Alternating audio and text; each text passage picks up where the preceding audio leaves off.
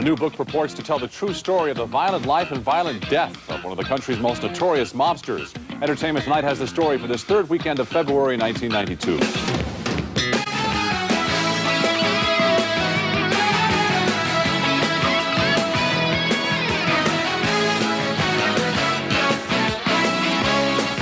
Everybody, I'm Mary Hart, and Lisa Gibbons is home this weekend with her brand new son Troy, her husband Steve, and of course Lexi.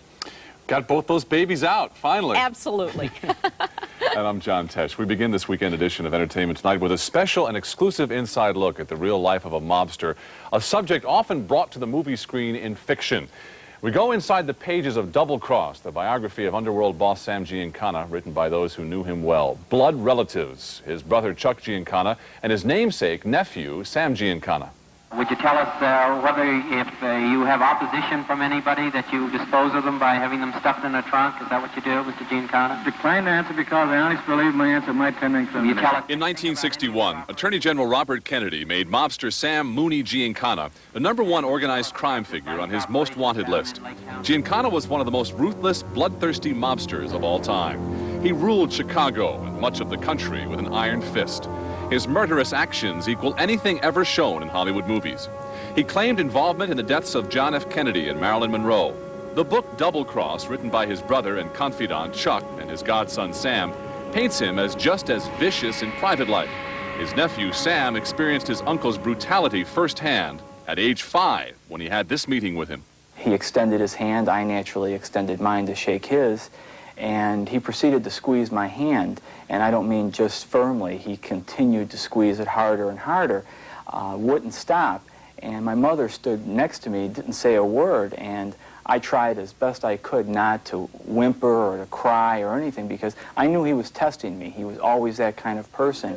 Sam Mooney Giancana was born in 1908 and grew up in The Patch, the tough West Side Italian ghetto of Chicago. He gravitated towards gang life and crime. Mooney's younger brother Chuck grew up in the shadow of his mobster sibling. In the book, Chuck recalls a time when he was 6 years old and his 21-year-old brother killed a member of a rival gang right in front of his eyes.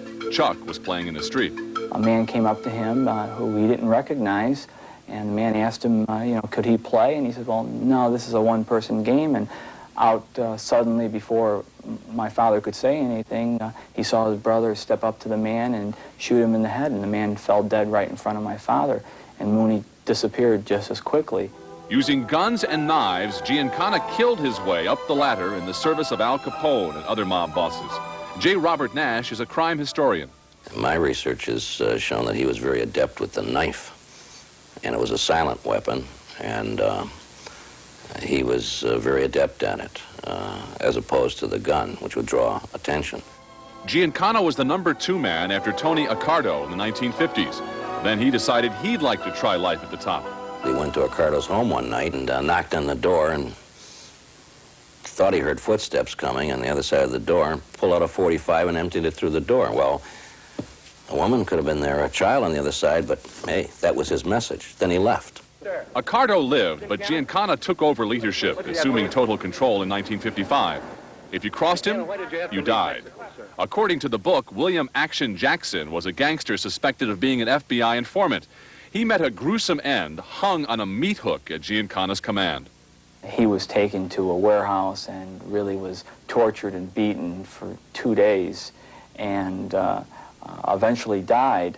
But what they did was circulate photographs later on of him to everyone around the organization to make sure that people understood that this is the kind of end results that can happen if you don't fall in line or you decide to talk. Former FBI agent Bill Romer was after Giancana for 18 years and has written books about his experience. He says he had many face-to-face confrontations with the man. He started calling me all kinds of names in the American Airlines concourse at O'Hare in Chicago. And I just was not used to that kind of abuse. And so I finally called everybody around. I said, come around and see this piece of scum. This is Sam Giancana. He's the boss of the Chicago mob. You people are so lucky you can pass through Chicago. We have to live with this piece of slime. Just look at this jerk. He never had been talked to, just like I had never been talked to. He had never been, the successor to Al Capone, and he bumped up against me and he said, Romer, he said, you lit a fire tonight that's never going to go out. We'll get you if it's the last thing we ever do. But the FBI proved tougher than Giancana. He was imprisoned in 1965 and was constantly hounded by agents when he got out. In 1975, he was going to testify in front of a Senate committee. Many thought he'd talk about his association with the CIA, how he'd been hired by them to kill Fidel Castro, and his involvement in the deaths of many world leaders. But on June 19th, someone who knew Mooney came to see him carrying a .22 with a silencer. Chicago reporter John Drummond of WBBM-TV says many believe it was a mob hit. The mob felt that he would not be willing to spend at his age and his health condition to do any more time in jail on contempt of court charges, and that he would talk and spill mob secrets rather and then go to jail again. That's one theory. Giancana died as he'd lived, violently. Now the brother he confided in and his godson hope to show the extent of his destructive power. From his early days as a Chicago hitman to his worldwide domination of the mob in the 1960s, Sam Giancana was a force to be reckoned with. And Monday and Tuesday on Entertainment Tonight, Sam Giancana's claims that the mob murdered Marilyn Monroe and was involved in JFK's assassination.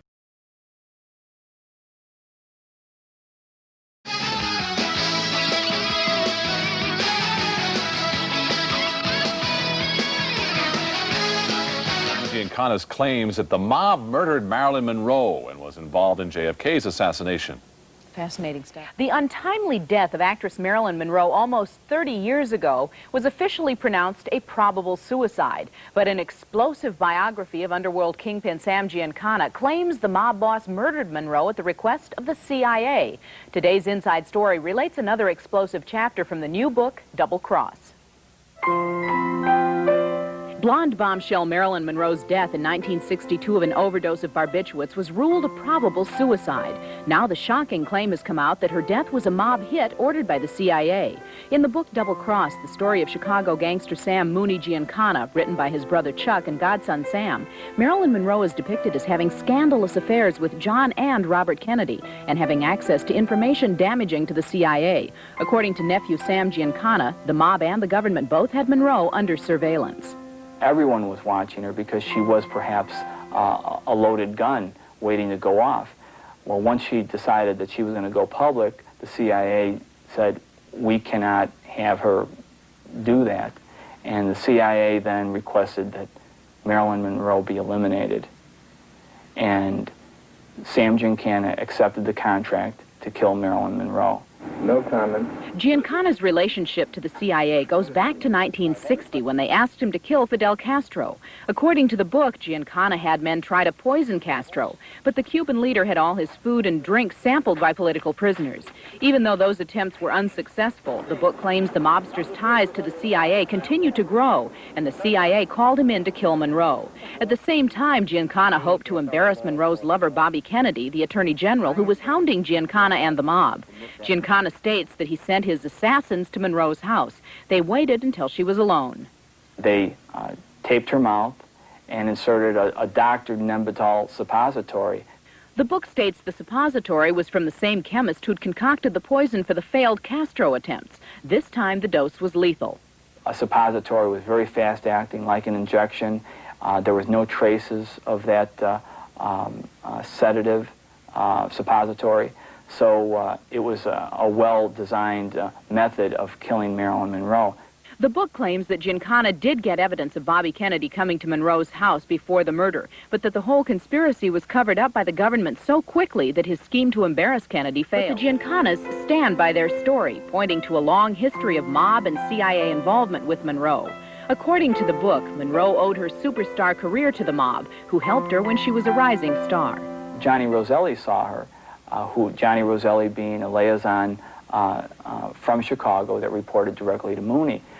They saw her, thought that she obviously had great potential and would invest in promoting her career behind the scenes. The book also claims that the CIA used Monroe as a sexual pawn in their dealings with foreign leaders.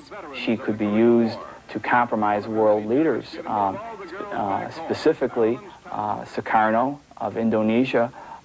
They used Marilyn Monroe to get him in a compromising position to make sure that he did what the CIA wanted him to do. Monroe's sexual activities even extended to Mooney Giancana himself. Their love encounter occurred at the Cal Neva Lodge at Lake Tahoe. Mooney describes her, quote, draped nude across her bed, running her hands enticingly along her thighs, end quote. He told my father specifically that he had slept with her on more than one occasion, and there's no reason to believe otherwise. This story is backed up by former FBI agent Bill Romer, who had Giancana's office bugged at the time. We listened to him as he talked to Roselli, talking about how he had had sex at Lake Tahoe on the weekend before she died. The Giancanas say this is one of the saddest stories they've uncovered in their research because Monroe was merely an unwitting political and sexual toy. She became the quintessential victim, and as many tragedies as we discuss in Double Cross, I think she is probably the most tragic situation.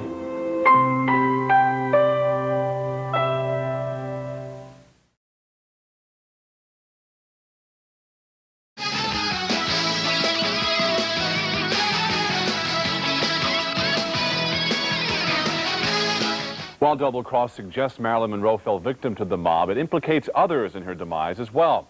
Among them, President John Kennedy's brother, Bobby, Attorney General of the United States.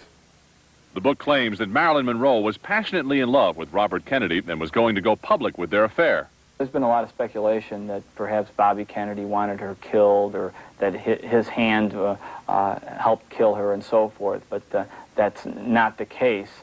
Mooney seized this opportunity to try to entrap Bobby Kennedy in the death of Marilyn Monroe. The outfit could have taken any time they wanted to literally kill Marilyn Monroe. They selected a time precisely on the heels of when Bobby Kennedy was there. According to the book, the mob had been bugging Monroe's house, and they were listening the night of her death to discover when Bobby Kennedy would arrive. Quoting from the book now, Bobby Kennedy finally did appear at Marilyn's home late on Saturday, accompanied by another man. Listening in on the conversation, Giancana's men ascertained that Marilyn was more than a little angry at Bobby. She became agitated, hysterical in fact, and in response, they heard Kennedy instruct the man with him, evidently a doctor, to give her a shot to calm her down. Shortly thereafter, the Attorney General and the doctor left, end quote. Then the killer struck, but all evidence of the killing disappeared, and Giancana couldn't use his own taped evidence implicating the Attorney General. The CIA stepped in and said, you can't use that information because literally you will be divulging her relationship with you, likewise her relationship with us, and it would again cause a great deal of problems. So they told Mooney at that time, you can't use the information. According to Giancana, that information included the fact that, quote, Kennedy had panicked at the prospect of being charged with the starlet's murder and implicated as Monroe's sexual playmate. He directed Peter Lawford and Detective Fred Otash to sweep the house before the authorities arrived, leaving little of substance that would implicate Bobby Kennedy, end quote.